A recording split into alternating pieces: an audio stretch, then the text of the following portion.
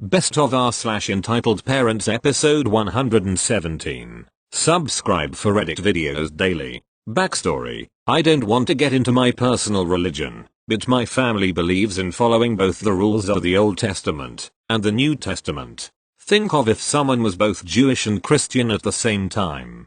So we follow a kosher diet and celebrate Hanukkah, but also believe that Jesus was our savior and follow his teachings. For the sake of the story, I say I believe in this stuff, but really I just follow it because that's what my family follows. Anyways, I babysit 3 little kids who are super sweet, well-taught kids. It's honestly a breeze to babysit them. One thing the parents wanted was for someone willing to read the Bible and pray with them at night before bed. They never specifically said this person had to be Christian, as they just wanted someone to read a bedtime story, and I felt totally comfortable with this. One day, EM comes home for lunch to check in with her kids. They ask if they can have hot chocolate, and the mom makes it for them. They are those little individual packages, with marshmallows inside. I cannot have marshmallows because they are not kosher. I know this company doesn't make anything kosher friendly, so when asked, I say no thank you. One of the kids asks me why I don't want any, and I say I don't eat marshmallows.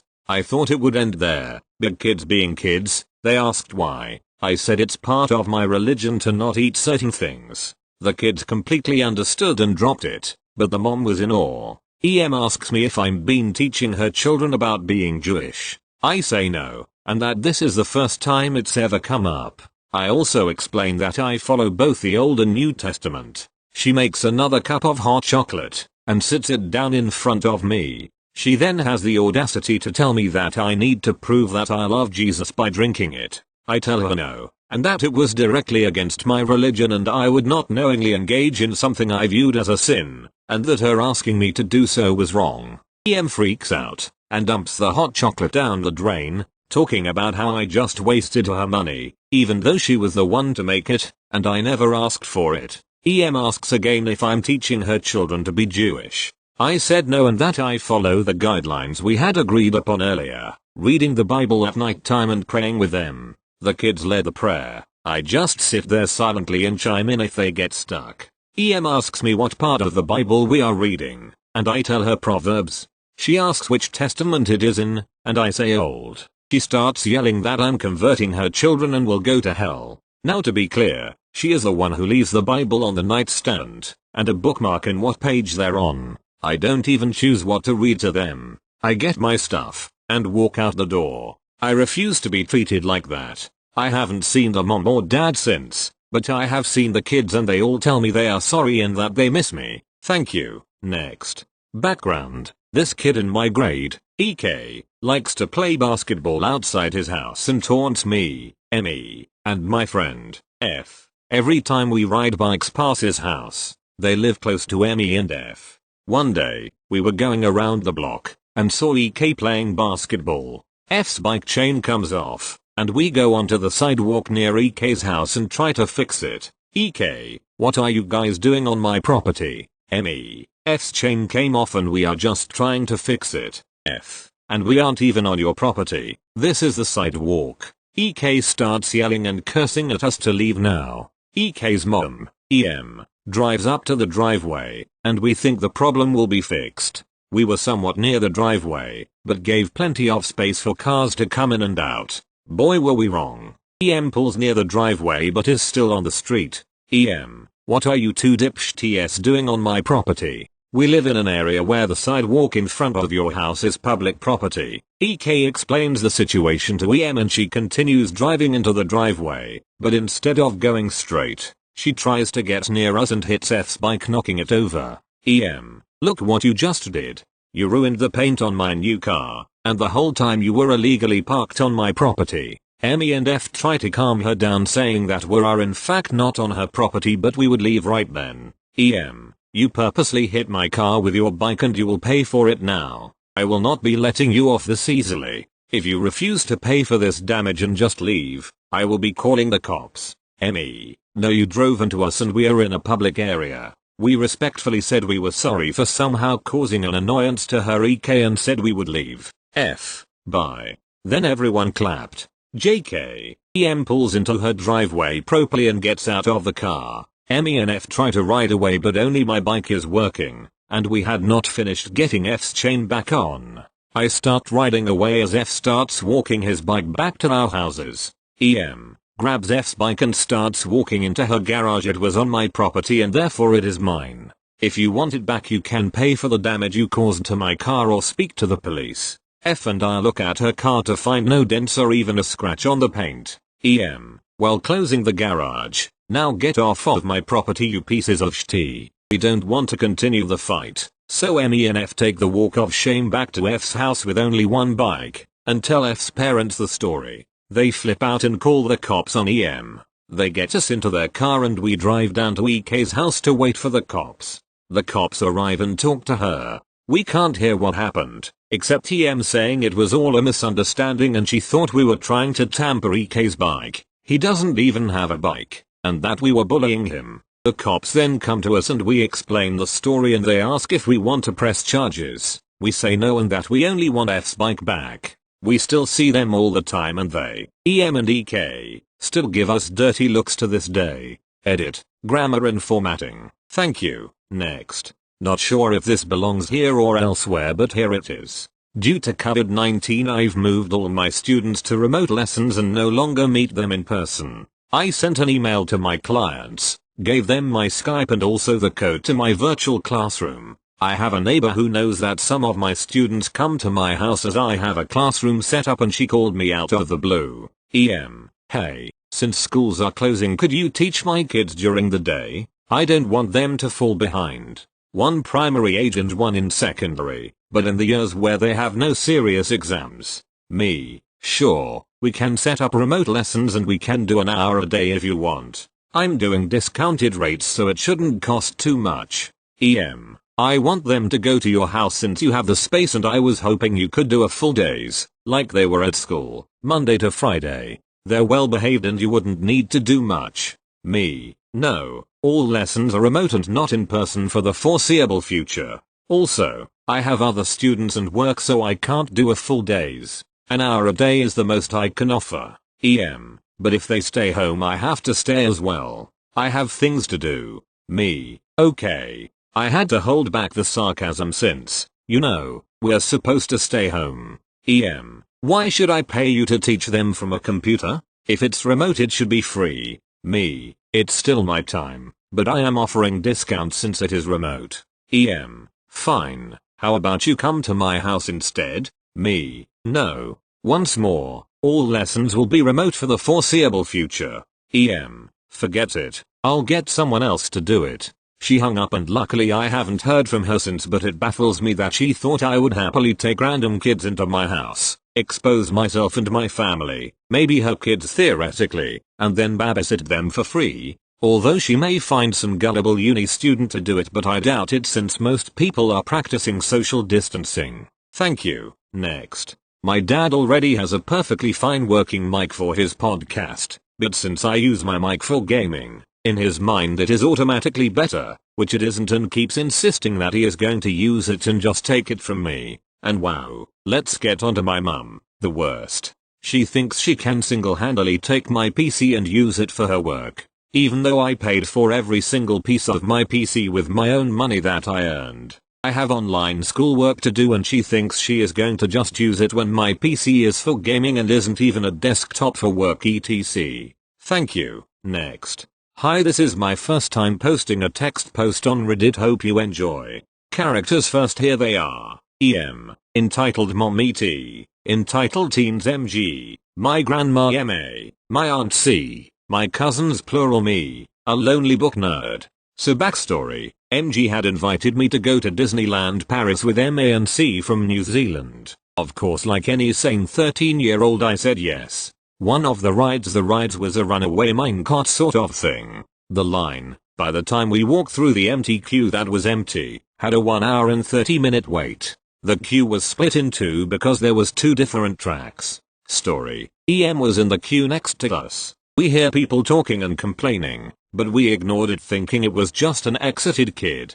Suddenly I felt somebody brush up against my back so I turn around to see a groupie of ET behind me. not wanting to be separated from my C. Half my family were in front of me, the others were behind the ETs. Reach around the groupie and grab one of my arms to pull them through. After pulling 3C from behind them, one of the ETs grabs my arm and squeezes really hard. MG doesn't like this and tries to pull my hand away from his. MA then grabs his arm, looks him dead in the eye and yells, "How dare you touch her." I would like to say something interesting happened, but once we realized that EM had gotten in front of our whole group by shoving past people on the other queue and ducking under the boundaries, we let the ETs through since their EM was about to rain her Karen powers upon the whole queue. I however ended up with a head-shaped bruise on my arm and a newfound respect for MA. Hope you enjoyed and I don't look forward to more encounters in the future. Thank you. Next. So in the midst of a global pandemic I managed to break my foot.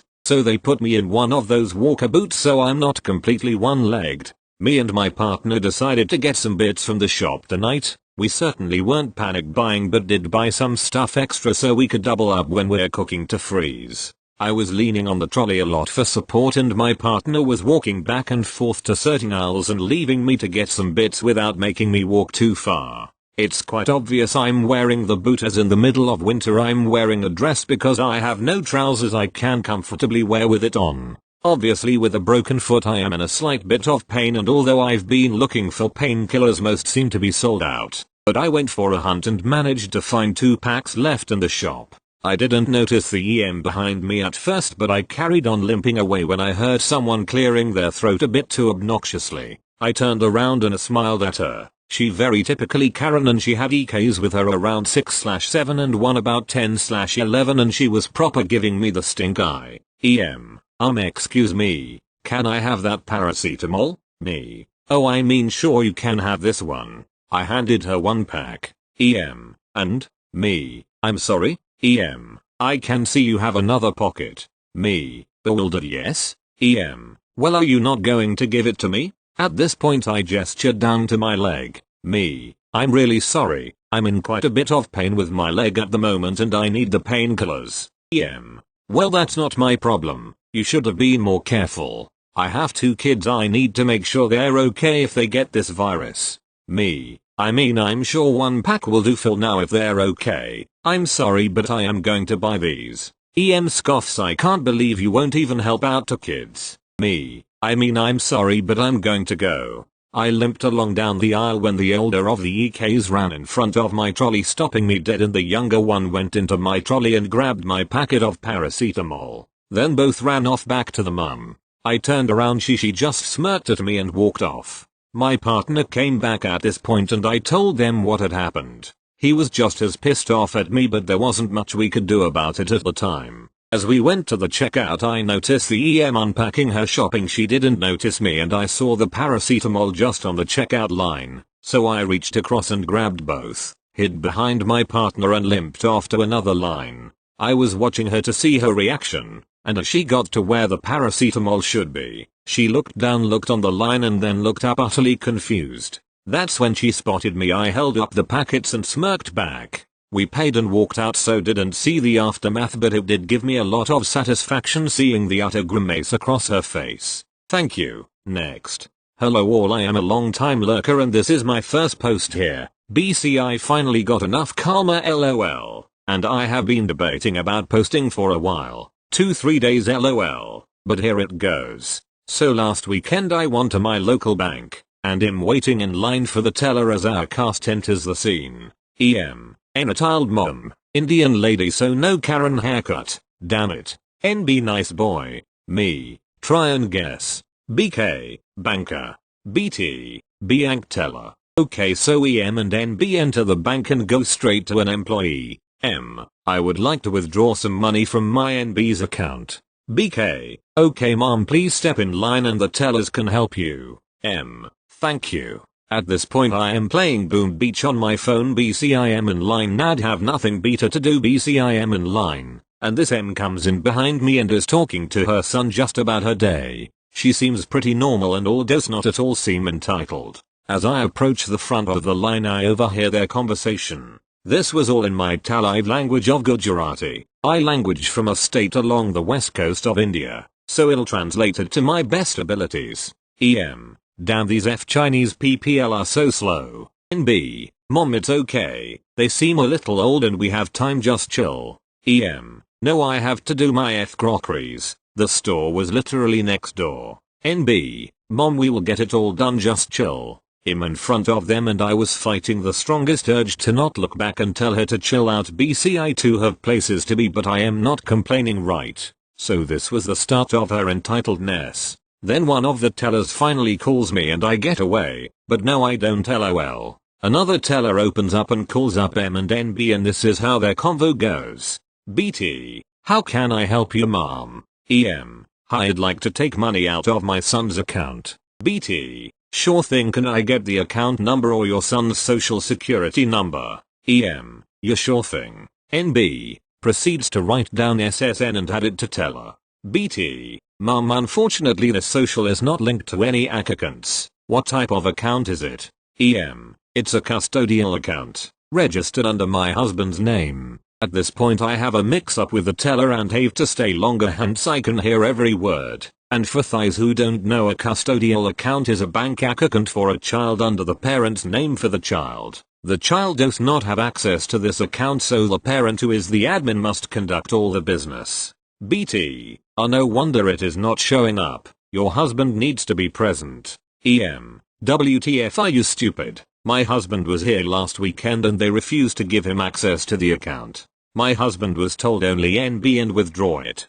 BT, I am sorry for the misunderstanding, mom. Next. EM leaves cursing and catches another BK and tells her she needs help with her account in a very mad tone, and BK takes her back. And remember the mix up I had, so I had to be taken to the private offices to sort out that matter and wound up next to the one with EM. So NB is trying everything in his power to calm down his mom, but nothing is working.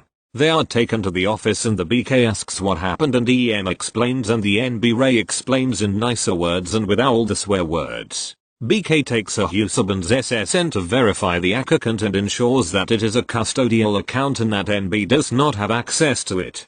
I can explain what that is if you don't know. And to that EM responds, no, god no, I don't want any explanations. The only thing I want is my fucking money. At this point EM goes nuts to a whole new level. She starts yelling at the BK and as if it is her fault she cannot have her money, and also blames the bank, yelling at the top of her lungs. Insert bank name here. Is stupid. I will move all my knee from here. They are goddamn crooks and are stealing my money. As she is exiting the building, I felt bad for NB because he just had to keep a cool face and stay calm during the whole thing. He ever said sorry to BK, to which EM responded not. The security officer was at the verge of dragging her out, but she left without getting violent. Thank God. I would have intervened, but I did not want to get her violent. Thanks for all who read. TL. Doctor. Boys refused access to his custodial bank account, so his M goes crazy and yells at everyone in the bank. She accuses the bank of theft and stuff and leaves the bank yelling at the top of her lungs. This was the first time I ever witnessed an EP in action and it was pretty cool, not gonna lie. BC, I kept thinking of all the stories I read.